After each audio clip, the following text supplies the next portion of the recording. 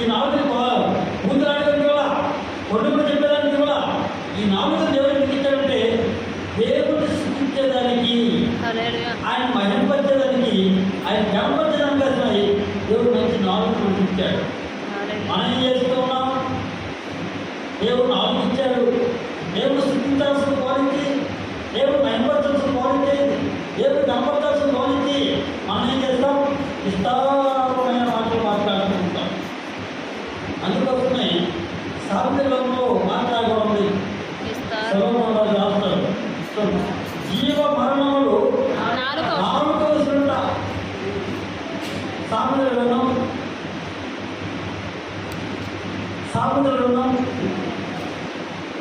18వ వచనం, 18వ అధ్యాయం, సామెతలలో 18వ అధ్యాయము, పేజీ నంబర్ 500